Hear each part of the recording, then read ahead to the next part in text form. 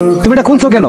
Sir ওই গরম লাগতেছিল অনেক আর চুলকায় প্রচুর। 2 মিনিট একটু বসে আমি যাইতেছি। তোমার রেস্ট নেওয়ার জন্য জবটা আমি দিছি।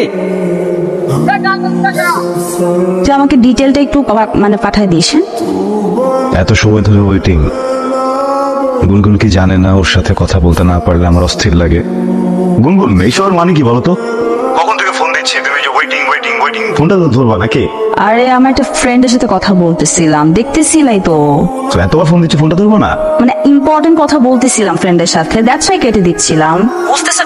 আর তুমি কেন বারবার ফোন দিচ্ছিলা? এটাই তো বুঝলাম না। দেখতেছো ওয়েটিং, তারপর ফোন দিচ্ছিলা। কার সাথে কথা বলতেছিলে তাকে বলো। ওই যে জুয়েল আছে না আমার ফ্রেন্ড। যেটা অস্ট্রেলিয়াতে থাকতো? হ্যাঁ। ওর সাথে কেন কথা বলতেছো তুমি? আরে আমি ফোন করি নাই, ও আমাকে কল করছে। কথা বলার কি দরকার আমাকে একটু বলো। মানে ওর সাথে কথা বলার কি দরকার আমাকে একটু বলো। বয়ফ্রেন্ড হিসেবে যদি তুমি আমাকে মার্কিং দাও, তুমি তো আমাকে 100 থেকে 1 নাম্বার কম দিতে পারবে না। তাহলে কেন তোমার একটা ফ্রেন্ড মেনটেন করতে হবে? তবে এমন একটা ছেলে যে ছেলেটার অলরেডি ব্যান্ড রেকর্ড আসবে। তুমি কেন কথা বলছো ছেলের সাথে? বলছিলাম যদি কোনো ভালো জব অপরচুনিটি থাকে আমাকে জন্য জানায়। না, প্রয়োজন নাই কোনো। তোমার সাথে আর কথা বলার দরকারই নেই, মানে আমার এখন কথা বলতে ইচ্ছা করছে না। কি বাই? তোমাকে ভালোবাসার কোনো কারণ নেই। চাকরি করে মাস শেষে বেতন পাই বা নাও, 3 বেলার ভিতরে 1 বেলা খাই, তাতে সমস্যা নেই। দিন শেষে শুধু তোমাকে চাই। তুই ফিক্স থাকো। না যাই? না থাকো। না চাই। থাকো না। থাকি না যাও।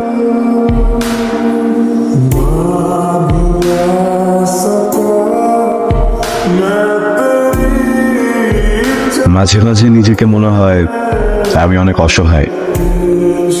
আমার বলতে আমার কিছু নেই। শোনো, জোকারদের মনে কষ্ট থাকতে নেই।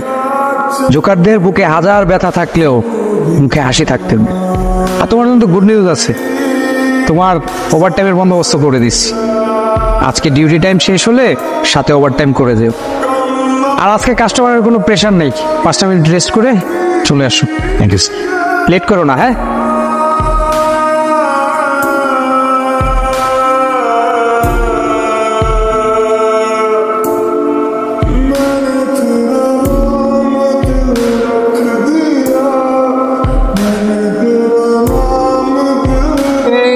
কথা বলাটা জরুরি, একটু ব্যবস্থা করে দেন। আমার উপরে খেপে আছে তো, আমি দেখছি কি করা যায়। আমি কত চেষ্টা করেছি বল। আমি তোকে না জানিয়ে অনির্বাণের সাথে দেখা করেছি, ওকে তো সব ব্যাপারগুলো বুঝিয়ে বলার চেষ্টা করেছি, কিন্তু কি বলে জানিস, তোর সাথে ওরা যাচ্ছে না, তোর সাথে আর থাকতে পারবে না। তোর অনেক চাহিদা। তবে ইন্টারেস্টিং ব্যাপার কি জানিস, আবার ব্যাক করতে চায় তোর লাইফে। আবার ব্যাক করতে চা? আমি ওর সামনে যেতে চাই না। কি বলিস তুই? তুই দেখা না করলে হবে নাকি? তুই দেখা না করলে সারা জীবন এই ব্যাপারটা ঝুলে থাকবে, আর ঝুলে রাখলে তো তুই নিজেও শান্তি পাবি না। এটা করিস না। তুই ওর সাথে দেখা করবি, দেখা করে সব ব্যাপারে ক্লিয়ার হয়ে যাবে, শেষ, একদম রিলেশন শেষ। আমি সারা জীবন তোর পাশে ছায়ার মতো থাকবো, টেনশন করিস না প্লিজ। আরে রায়ন, কথা বল। আমি আছি। সরি, চল না সব কিছু ঠিক করে ফেলি। এটা আর সম্ভব না অনির্বাণ। তুমি ভালো থেকো।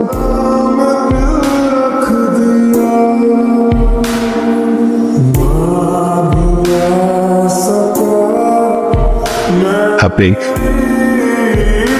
আমার সৃষ্টিকর্তা, আমার মালিক, আমার ভেতর বাহির দুইটাই তো আপনি বলছেন। আমি খুব কষ্ট পাচ্ছি, খুব কষ্ট হচ্ছে।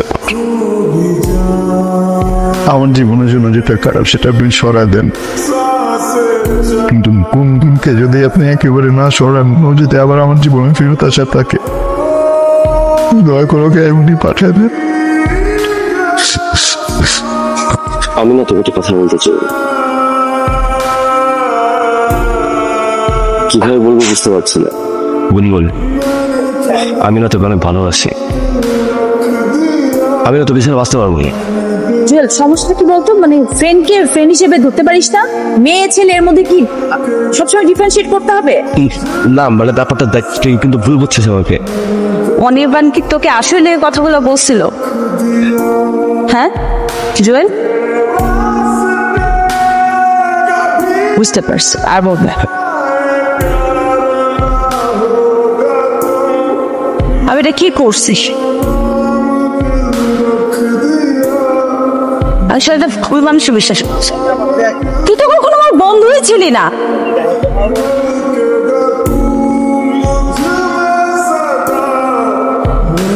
হারিয়ে ফেলতে চাইনি তোমাকে, তবে ধরে রাখার সাধ্য ছিল না। আমি জানতাম তুমি আসবে, কারণ ভালোবাসি। না বলেও যতটুকু ভালোবাসা ফেলে গিয়েছিলে আমার কাছে তাও বা কম কিসে। কি হলো, সামনে আসো। কোন মুখে সামনে আসবো? অমায়িক সুন্দর মুখে, যে সৌন্দর্য অতুলনীয়, কখনো চোখে দেখিনি এমন সৌন্দর্য।